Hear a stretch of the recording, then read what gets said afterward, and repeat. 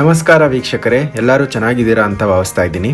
ಇವತ್ತು ನಾವು ನಿಮಗೆ ತುಂಬಾ ಆರೋಗ್ಯಕರವಾದಂಥ ಬಾರ್ಲಿ ಮಿಲ್ಲೆಟ್ ಇಡ್ಲಿ ರೆಸಿಪಿನ ಮಾಡಿ ತೋರಿಸ್ತೀವಿ. ಬಾರ್ಲಿ ಒಂದು ಮಿಲ್ಲೆಟ್ ಆಗಿರೋದ್ರಿಂದ ಇದು ಅಕ್ಕಿ ಅಥವಾ ರವೆ ಹಾಕಿ ಮಾಡೋ ಇಡ್ಲಿಗಿಂತ ತುಂಬಾ ಜಾಸ್ತಿ ಫೈಬರ್ ಅಂಶನ ಹೊಂದಿರುತ್ತೆ. ಅದಕ್ಕೆ ಇದು ಆರೋಗ್ಯಕ್ಕೂ ಕೂಡ ತುಂಬಾ ಒಳ್ಳೆಯದು. ಈ ಇಡ್ಲಿಗೆ ಸೂಪರ್ ಕಾಂಬಿನೇಷನ್ ಆದಂಥ ಶೇಂಗಾ ಚಟ್ನಿ ಅಥವಾ ಕಡಲೆ ಬೀಜದ ಚಟ್ನಿ ನಾವು ಆಲ್ರೆಡಿ ನಮ್ಮ ಚಾನಲಲ್ಲಿ ಹಾಕಿದ್ದೀವಿ. ಆ ವಿಡಿಯೋ ಲಿಂಕನ್ನು ಡಿಸ್ಕ್ರಿಪ್ಷನಲ್ಲಿ ಮತ್ತು ಐ ಬಟನ್ ಮೇಲೆ ಹಾಕಿರ್ತೀನಿ, ಅದನ್ನು ಕೂಡ ನೋಡಿ. ಈ ಬಾರ್ಲಿ ಇಡ್ಲಿ ಮಾಡೋದು ಕೂಡ ತುಂಬಾ ಸುಲಭ ಸ್ನೇಹಿತರೆ.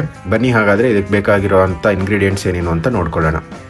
ಇದಕ್ಕೆ ಬಂದು ಕೇವಲ ಎರಡು ಇಂಗ್ರೀಡಿಯೆಂಟ್ಸ್ ಸ್ನೇಹಿತರೆ ಬೇಕಿರೋದು.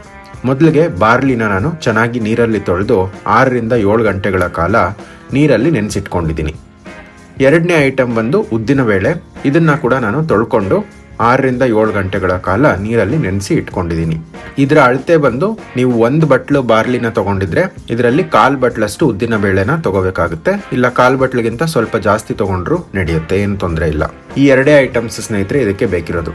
ಬನ್ನಿ ಈಗ ಇದನ್ನು ಮಾಡೋದು ಯಾವ ರೀತಿ ಅಂತ ನೋಡ್ಕೊಳ್ಳೋಣ. ನಾವು ನೆನೆಸಿಟ್ಕೊಂಡಿರೋ ಅಂಥ ಬಾರ್ಲಿ ಮತ್ತು ಉದ್ದಿನ ಬೇಳೆನ ಮೊದಲು ನಾವು ರುಬ್ಕೊಳ್ಳೋಣ. ನಾನು ಮನೆಯಲ್ಲೇ ಮಿಕ್ಸರ್ ಸಹಾಯದಿಂದ ಇದನ್ನು ರುಬ್ಕೋತಾ ಇದ್ದೀನಿ.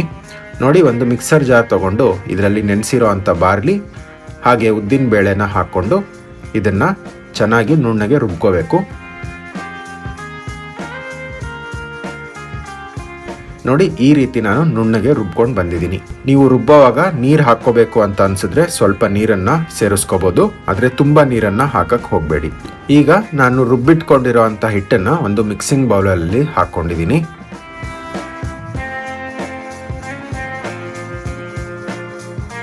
ನೋಡಿ, ಇದೇ ರೀತಿ ನಾನು ನೆನೆಸಿರೋ ಅಂಥ ಅಷ್ಟು ಬಾರ್ಲಿ ಮತ್ತು ಉದ್ದಿನ ಬೇಳೆನ ರುಬ್ಕೊಂಡು ಹಿಟ್ಟನ್ನು ಈ ಬೌಲಲ್ಲಿ ಹಾಕ್ಕೊಂಡಿದ್ದೀನಿ. ಈಗ ಇದಕ್ಕೆ ಸ್ವಲ್ಪ ಉಪ್ಪನ್ನು ಸೇರಿಸ್ಕೊಂಡು ಈ ಹಿಟ್ಟನ್ನು ಚೆನ್ನಾಗಿ ಮಿಕ್ಸ್ ಮಾಡ್ಕೊಳ್ಳೋಣ.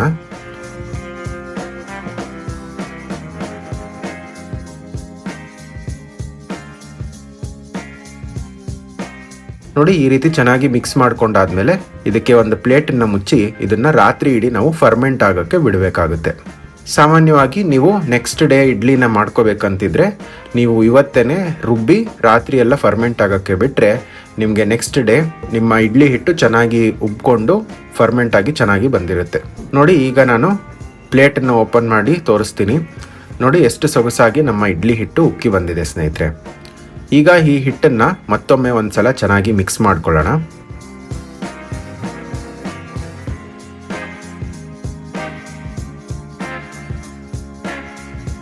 ಈಗ ಇಡ್ಲಿ ಪಾತ್ರೆಯನ್ನು ತಗೊಂಡು ಇದರಲ್ಲಿ ಹಿಟ್ಟನ್ನು ಹಾಕೋತಾ ಹೋಗ್ತೀನಿ. ಮೊದಲು ಸ್ವಲ್ಪ ಎಣ್ಣೆ ಹಚ್ಕೊಂಡು ಆಮೇಲೆ ಹಿಟ್ಟನ್ನು ಹಾಕ್ಕೊಳ್ಳೋಣ. ಆಗ ನಾವು ಇಡ್ಲಿನ ಬಿಡಿಸ್ಕೊಳ್ಳೋಕ್ಕೆ ಈಸಿ ಆಗುತ್ತೆ.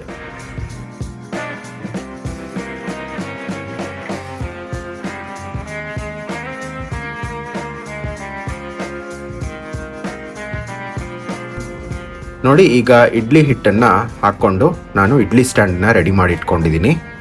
ಈಗ ಇದನ್ನು ಕುಕ್ಕರಲ್ಲಿ ಅಥವಾ ನಿಮ್ಮ ಹತ್ರ ಇಡ್ಲಿ ಕುಕ್ಕರ್ ಸಪ್ರೇಟ್ ಆಗಿದ್ದರೆ ಅದರಲ್ಲಿ ಇಟ್ಕೊಳ್ಳಿ. ಸ್ವಲ್ಪ ನೀರನ್ನು ಹಾಕ್ಕೊಂಡು ಆಮೇಲೆ ಇಡ್ಲಿ ಸ್ಟ್ಯಾಂಡನ್ನು ಇದರಲ್ಲಿ ಇಡಿ.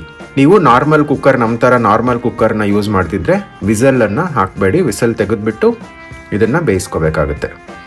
ನೋಡಿ, ನಾನೀಗ ಇಟ್ಕೊಂಡು ಕುಕ್ಕರ್ ಲಿಡ್ಡನ್ನು ಮುಚ್ಚಿ ಇದು 15ರಿಂದ 20 ನಿಮಿಷ ಚೆನ್ನಾಗಿ ಸ್ಟೀಮಲ್ಲಿ ಬೇಯಿಸ್ಕೊತೀನಿ. ನೋಡಿ ಸ್ನೇಹಿತರೆ, ಈಗ 20 ನಿಮಿಷ ಬೇಯಿಸ್ಕೊಂಡಾಗಿದೆ. ಬನ್ನಿ ಲಿಡ್ಡನ್ನು ಓಪನ್ ಮಾಡಿ ಇಡ್ಲಿ ಯಾವ ರೀತಿ ಬಂದಿದೆ ಅಂತ ನೋಡೋಣ. ಆಹಾ, ನೋಡಿ ಸ್ನೇಹಿತರೆ, ಎಷ್ಟು ಸೊಗಸಾಗಿ ಬಂದಿದೆ, ಎಷ್ಟು ರವೆಯಾಗಿ ಮೆದುವಾಗಿ ನಮ್ಮ ಬಾರ್ಲಿ ಇಡ್ಲಿ ರೆಡಿಯಾಗಿದೆ. ತುಂಬಾ ಪೌಷ್ಟಿಕಾಂಶ ಹಾಗೂ ಫೈಬರ್ ಇರೋ ಅಂಥ ಬಾರ್ಲಿ ಇಡ್ಲಿ ಈಗ ನಿಮ್ಮ ಮುಂದೆ ರೆಡಿಯಾಗಿದೆ ಸ್ನೇಹಿತರೆ.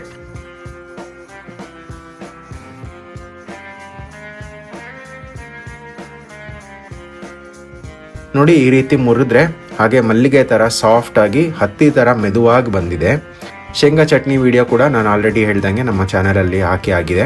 ಅದನ್ನು ಕೂಡ ನೋಡಿ ಈ ಇಡ್ಲಿ ಮತ್ತು ಶೇಂಗಾ ಚಟ್ನಿನ ಮಾಡಿಕೊಂಡು ಸವಿರಿ, ಹಾಗೆ ಎಲ್ಲರಿಗೂ ತಿನ್ನಿಸಿ. ಇನ್ನೊಂದು ವಿಡಿಯೋ ಜೊತೆ ಇನ್ನೊಂದು ರೆಸಿಪಿ ಜೊತೆ ನಿಮ್ಮ ಮುಂದೆ ಬರ್ತೀನಿ. ಅಲ್ಲಿ ತನಕ ಈ ಟೇಸ್ಟಿ, ಬಿ ಹೆಲ್ತಿ.